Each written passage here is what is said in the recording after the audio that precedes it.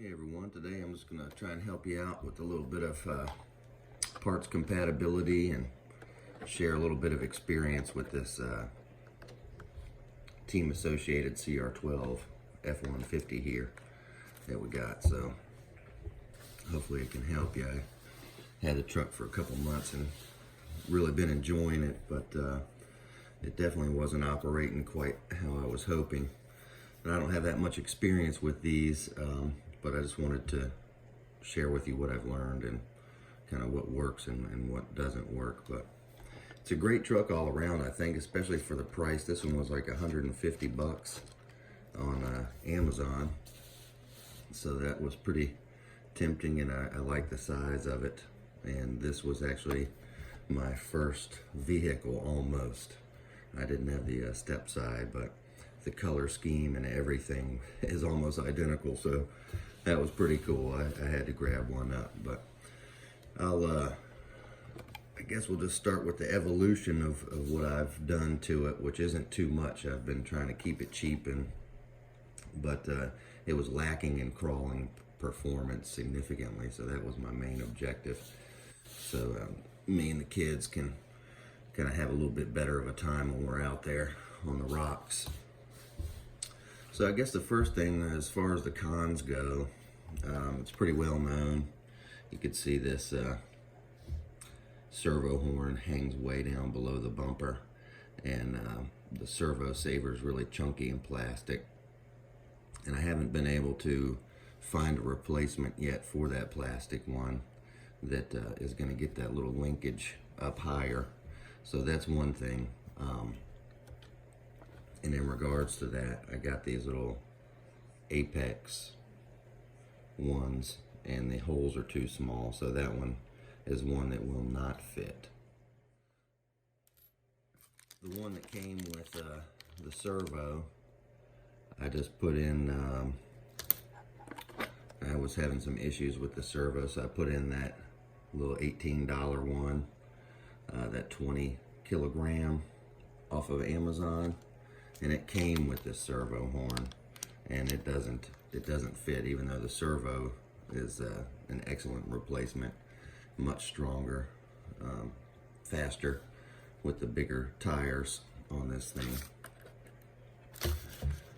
The next thing was the tires were really small from the factory, and they look good and they work well, but as far as crawling goes, they just didn't quite have what it took. So I was experimenting with some larger tires of different sizes with plastic rims, and I was weighting some wheels a little bit.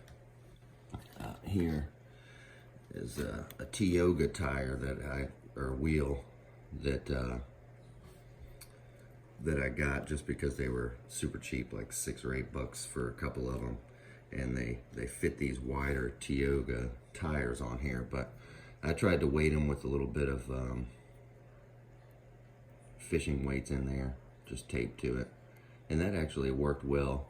I had these with the tires up to about 70 grams or 75 in the front and a little under 70 in the back, and that definitely helped, but it was a little bit kind of rigged up, but I found out for sure that I needed some bigger wheels, heavier wheels on there for performance. So I had these Tiogas on there, and these front ones I put them backwards. I know that looks a little weird, but they definitely perform better on the rocks that way as far as getting up and over.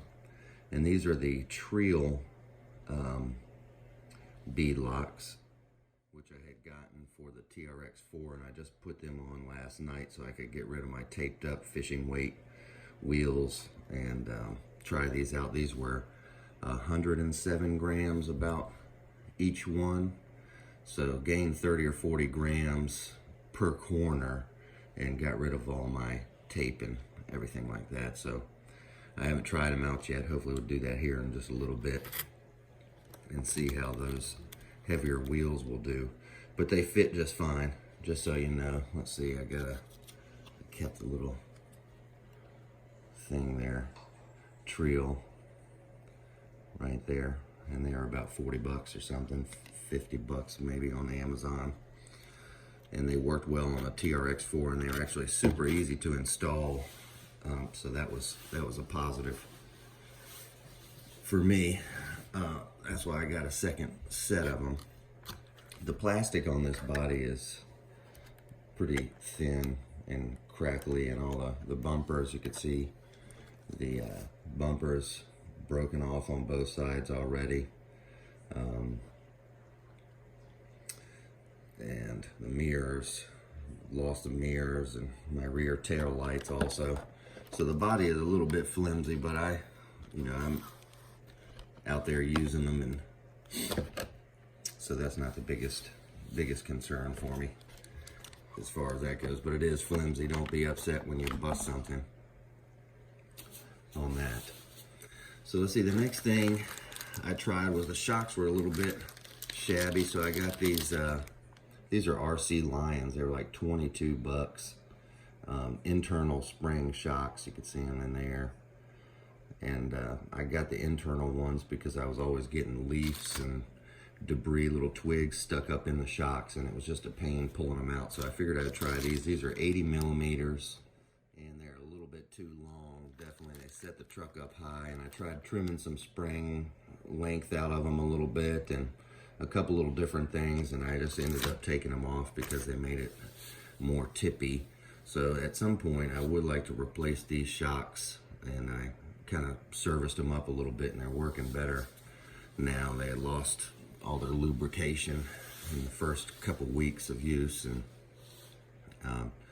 so that was a bummer. But I'm still looking for something that will kind of replace those with a little bit more of a sturdy design that's not plastic. And so that's one thing that you should know, is that these 80 millimeter, especially these RC Lion internal shocks, don't do very well on this for rock crawling.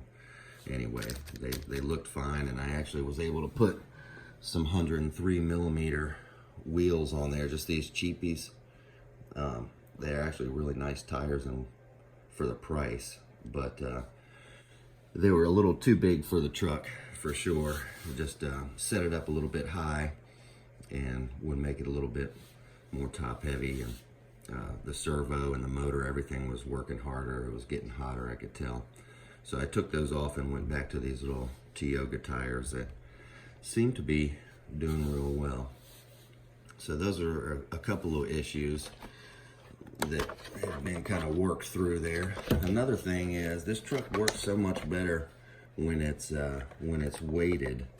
So before, especially these tires, I found that just taping these fishing bullet lead weights to these forward links helped a whole lot. I still have these two here. Actually, we'll leave them on for now. Let's see. Maybe we can take them off now that we have these heavier wheels. But they weighed about 20 grams or something, 20, maybe even 27 grams each. So, I had 50 grams or a little bit more there. The body's a pain hanging on while you're trying to work with it. And I had another one taped here on this front steering linkage bar there for a little bit of extra weight down low. And up until just last night, I had two more here taped onto this rear axle. So I had 100 or so grams of these little cheap bullet weights like that. This fishing weights. I had 100 grams or 150 grams of those taped onto it. And honestly, the more weight, the better. So another thing with this truck is it's got low differentials for sure, so they snag up on everything. The way this little transmission housing here would always snag on things, so I just every 4 or 5 runs I'll put a little piece of Gorilla Tape over top of it, and it does help it kind of glide over. It has these little grooves in it that seem to snag up on pointy rocks. So I've been doing that for the front and rear diffs also. That's what that little bit of tape is here, and it definitely helps it kind of slide over. the rocks better, at least until the tape gets so tore up that it seems to stick more. But if you replace it every 4 or 5 runs, it definitely helps, I've found. So let's see what else did we diddle around with. Before these wheels, I had 2 of those bullet weights taped underneath these little sliders, and that actually helped a whole lot too. But I took them off because I figured maybe now that I have the weight on the wheels, I can afford to take those off and have a little better center of gravity.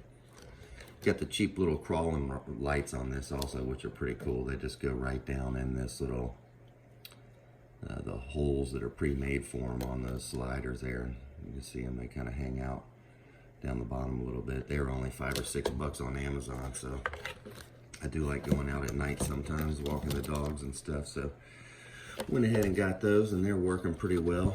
Plug and play type of things.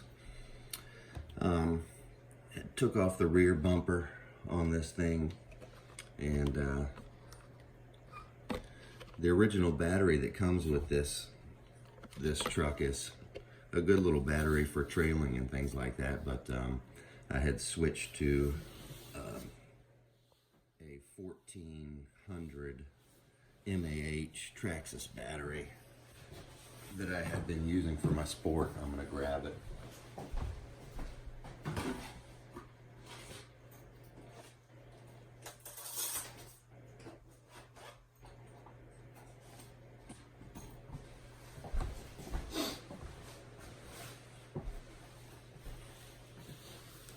Here she is. This little battery, the little NIM battery that they send it with just doesn't have the juice, especially when you're out crawling. You need to do a little hopping up, or with the bigger tires especially. But this 1400 fits in there real nice. And for now I just have the adapter on here, the Dean's plug adapter, which so far has been working well. So that's the battery that I've been using for this guy. And I think that's about it. I want to take it outside and show you on some rocks how it's doing now. And we'll just see, so you know what to expect when you're expecting, or if you just want to see what it looks like with more weights, or how it crawls compared to some other vehicles. So I'm gonna try and go outside, bundle up. It's super cold today, so we'll do that and see what happens. But I just wanted to share those tips with you to maybe save you a little bit of time. And there aren't that many parts upgrades for this truck yet, so but definitely the weight is key. This truck acts a little funny out there, and the back end pops up on you a lot when you stop fast, and it just needed more weight, it seemed like, all around to do a better job at crawling and handling. So we'll take it outside on the rocks now, and we'll give a little demo. I'm curious to see how these new bead locks will do on there. So I'll get bundled up and go outside.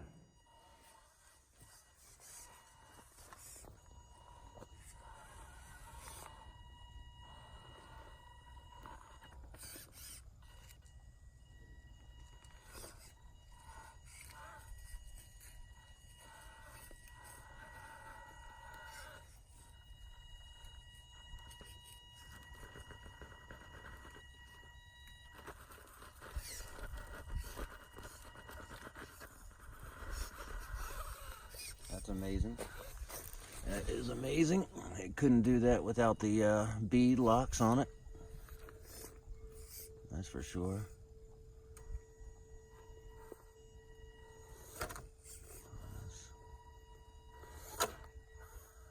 Alright guys, we had to split that video up into 2 due to some technical difficulties, but on the next one we'll have some bigger rocks, a little bit more challenges for it. So just check that one out real quick too.